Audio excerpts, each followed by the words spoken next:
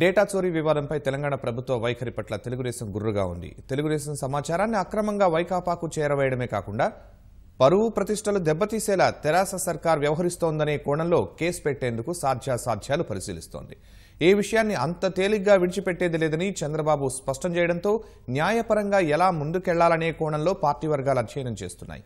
హైదరాబాద్ కేంద్రంగా నడిచే కాల్ సెంటర్ల నుంచి తెలుగుదేశం కార్యకర్తలకు ఫోన్లు చేస్తుండడం వంటి సాక్ష్యాలను జోడించి కేసు నమోదు చేసే అంశాన్ని పరిశీలిస్తున్నట్లు తెలుస్తోంది. ఇప్పటికే వైకాపా కాల్ సెంటర్ నుంచి వచ్చిన ఫోన్ కాల్స్ వాయిస్ రికార్డులను మంత్రులు లోకేష్, దేవినేని ఉమా బహిర్గతం చేశారు. ఓట్ల తొలగింపు కుట్రలో మొదటి ముద్దాయి జగనేనని తెలుగుదేశం అధినేత చంద్రబాబు ఆరోపించారు. ఎలక్షన్ మిషన్ 2019పై తెలుగుదేశం నాయకులతో ఆయన టెలికాన్ఫరెన్స్ నిర్వహించారు. ఫారం 7 దుర్వినియోగం చేశామని జగనే ఒప్పుకున్నారని గుర్తు చేశారు.